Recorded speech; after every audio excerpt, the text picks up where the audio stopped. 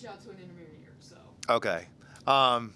Yeah, the first thing I thought we were ready to play, and sometimes the holiday games and the break and coming back, and as a coach you're worried about everything. You're definitely worried about this, and I think we also had a chance to show off our depth tonight. We found out an hour before the game that Duke wasn't going to play. An illness hit him quick, and had shoot around, and we had to quickly adjust. And the other guys are ready for the opportunity. We were down a couple guards without him and Frankie, and I thought Tyler Harris took advantage of the opportunity, played really well. And then, TT was phenomenal. From the start, the tone, everything else, and got us going, whether it was offense, defense, passing. And then we fed off him, and then I think we continued just being unselfish. And we passed to make the right plays to the right guys at the right time. And you saw a lot of guys have big scoring nights because I thought we were really unselfish and passed up maybe some good ones for some great shots. And it's a contagious thing with this team, and I hope it continues. Coach, Jalen had a career high 21 points tonight. How has he been a big addition for this team this year? Yeah, you've seen his confidence grow throughout the season, and he knows his role is important with us.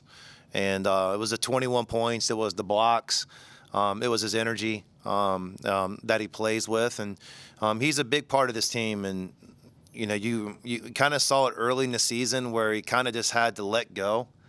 And I kind of remind him of that a couple of times in the earlier games in the season, just to let go. And he plays so hard that good things happen for him. His energy and his athleticism. So there could not be a better person. So you're always happy as a coach when a guy works hard, is a good person like him, and good things happen for him.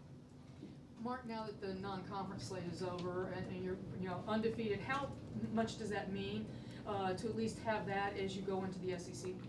Well, it's the first part of the goal, and you want to win as many non-conference games as you can, and we had a really good 2025, and we know how difficult 2026 is going to be because we know how good the SEC is going to be, and so we got to continue to get better. The SEC is just a brutal gauntlet of tremendous teams, coaches, talent, one after another.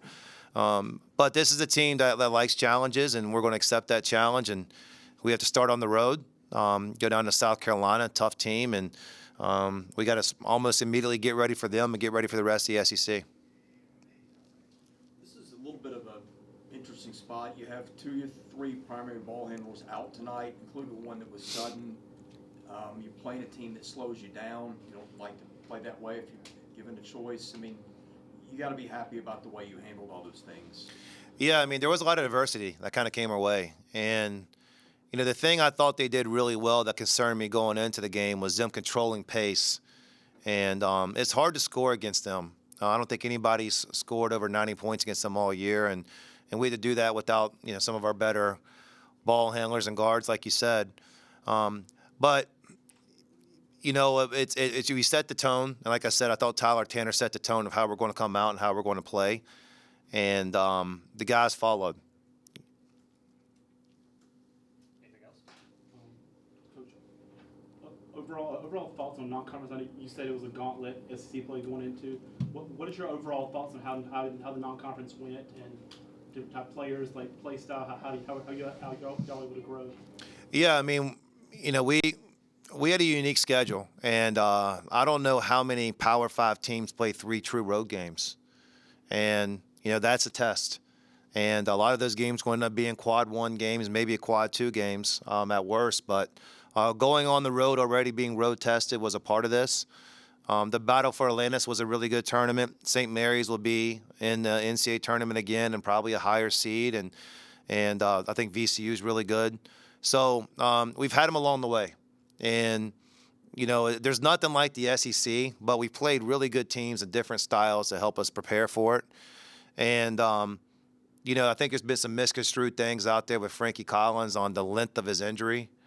I didn't go to med school. I dropped out. I didn't make it all the way through, but I'm listening to the doctors and the trainers telling me. And what was put on social media was not accurate. We're talking about him in weeks, and he's really going to be evaluated here pretty quickly and see where he is. But it was a minor thing. And I don't have to be a doctor to be able to figure that out. And he's an extreme athlete, so he'll recover quick. So getting our full team back will be good, but until we don't have it, you can see what some other guys could do, and they're ready for this. Oh, Devin tonight didn't commit a foul first time all year. Was that a point of emphasis or just how it played out? No, I mean, Devin plays so hard that sometimes it happens, and I don't want to get fined but I think it's hard to officiate Devin. I think Devin, sometimes you look back at him and some of them weren't because he plays so hard and he kind of flies around. But it was a nice game. We played a game in 1 hour and 38 minutes. That's one of the fastest games I ever played, and without fouls and timeouts and things like that. So it was a clean game. We have been fouling too much. It's been a point of emphasis. But I think we took a step forward. Really at Wake Forest, we were able to turn teams over without fouling, and I think our guys learned that we can kind of do it the right way and keep them off the free throw line and still try to take the ball from them.